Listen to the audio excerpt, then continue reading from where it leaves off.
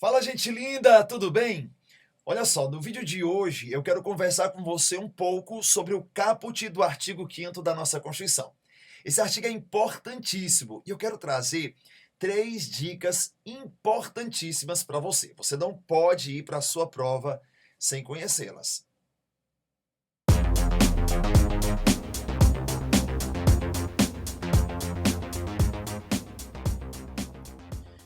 O artigo 5º da nossa Constituição nos traz os direitos e deveres individuais e coletivos. Observe que nós temos um rol imenso nesse artigo 5º. Nós temos 78 incisos e 4 parágrafos, mas toma cuidado. Muita gente pensa que os direitos e garantias fundamentais estão expressos apenas no artigo 5º. Isso é um erro, isso é um equívoco. O título 2 da nossa Constituição, ele é dividido em 5 capítulos. E o artigo 5º, que trata sobre direitos e deveres individuais e coletivos, é apenas o primeiro capítulo do título 2 da Constituição, que trata sobre os direitos e garantias fundamentais. Eu faço a seguinte divisão nos termos da própria Constituição. Capítulo 1 dos direitos fundamentais. Trata-se sobre os direitos e deveres individuais e coletivos, e esse sim é o artigo 5º. O capítulo 2, que trata sobre os direitos sociais, que vai do artigo 6º até o artigo 11. Eu tenho o capítulo 3, que vai tratar sobre direitos de nacionalidade, e fica entre o artigo 12 e 13. Os direitos políticos, que seria o capítulo 4, e os direitos políticos são encontrados entre o artigo 14 e 16. E, por fim, o capítulo 5º do título 2 da Constituição, que trata sobre partidos políticos, no artigo 17. Então, tudo que tiver entre o artigo 5º e o artigo 17, podemos dizer que são considerados direitos e garantias fundamentais. Aqui, nesse vídeo, nós vamos conversar um pouquinho sobre o caput do artigo 5º, tá? No decorrer dos demais vídeos, você vai se preparando, porque nós vamos falando sobre artigo por artigo. O artigo 5º, de fato, ele é muito grande. E aqui eu só quero trazer 3 dicas importantíssimas sobre o caput do artigo 5º. Diz assim o caput do artigo 5º. Para quem não é da área jurídica, caput é a cabeça. Caput vem do latim, cabeça do artigo. E o caput, que é esse primeiro parágrafo, né, que eu estou apresentando para vocês, ele diz assim: todos são iguais perante a lei. Já observe que eu já destaquei o todos são iguais perante a lei. Tá? Todos são iguais perante a lei, sem distinção de qualquer natureza, garantindo-se aos brasileiros e aos estrangeiros residentes no país a inviolabilidade do direito à vida, à liberdade, à igualdade, à segurança e à propriedade, nos termos seguintes, e daí ele vai trazendo quais são os incisos, né, do artigo 5º da Constituição. Desse texto, desse caput do artigo 5º, eu quero te trazer 3 informações importantes.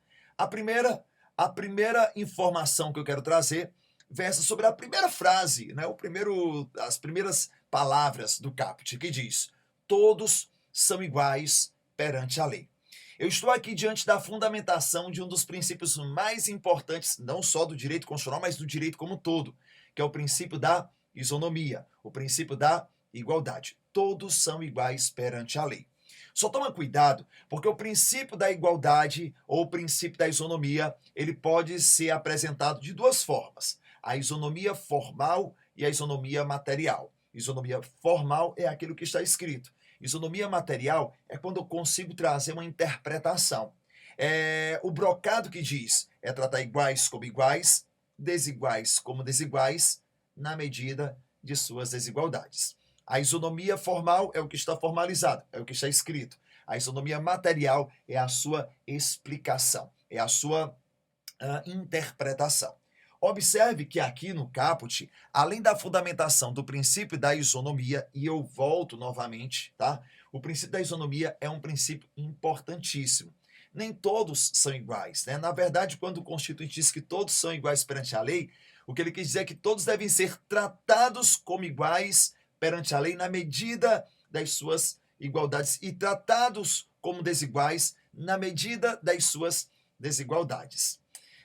Outra informação importante do caput diz respeito à titularidade. Quem é que é destinatário desses direitos fundamentais? Ele diz assim, ó: esses direitos são garantidos aos brasileiros e aos estrangeiros residentes no país, aos brasileiros. E aqui ele não separou, né, nato ou naturalizado. Portanto, aqui quando eu falo brasileiro, eu tenho que fazer a interpretação tanto de brasileiros natos como de brasileiros naturalizados, tá? Brasileiros natos e brasileiros naturalizados. O que acontece é que, além dos brasileiros natos e naturalizados, também são titulares dos direitos fundamentais os estrangeiros residentes no país. Mas me veio aqui uma pergunta. Cris, e os estrangeiros em trânsito também seriam titulares desses direitos fundamentais? A jurisprudência do Supremo Tribunal Federal diz que todos que estão no território brasileiro são sujeitos, são titulares dos direitos fundamentais. Mas toma cuidado, porque quando o Supremo disse que os estrangeiros em trânsito, os estrangeiros de passagem pelo país são titulares, em nenhum momento o STF disse que os estrangeiros em trânsito são titulares de todos ou dos mesmos direitos que um brasileiro. Os direitos essenciais, como, por exemplo, a vida, a liberdade, né, a segurança, a igualdade, a propriedade, ele tem, mas com suas limitações, com suas próprias limitações. Por exemplo, um estrangeiro que está de passagem, ele tem direito, passagem pelo país, ele tem direito à vida? Óbvio que sim, né? Óbvio que sim. Em nenhum momento, acredite, porque a polícia vai chegar, por exemplo, uma autoridade de segurança, você é brasileiro? Não, sou estrangeiro, então vamos te matar. Não, a coisa não funciona dessa forma. Então, primeira informaçãozinha que eu quero passar para você é princípio da isonomia. Segunda informaçãozinha são titulares, são destinatários dos direitos fundamentais os brasileiros, os estrangeiros residentes no país e, segundo a jurisprudência do STF, os estrangeiros em trânsito. E olha só, uma dica importantíssima. O artigo 5º, você já percebeu que ele é imenso. O artigo 5º ele é muito grande, ele tem muitos incisos. Mas o próprio caput já nos traz uma informação bacana. Ele me diz quais são os direitos fundamentais mais relevantes. Quais seriam eles? Opa, deixa eu voltar para cá. A vida, a liberdade, a igualdade, a segurança e a propriedade. Olha só, a vida, a liberdade, a igualdade, a segurança e a propriedade, e daí ele vai trazendo, né, os incisos da Constituição. Mas seguindo por esses 5 direitos fundamentais: a vida, a liberdade, a igualdade, a segurança e a propriedade. Olha, o artigo 5º ele é muito grande.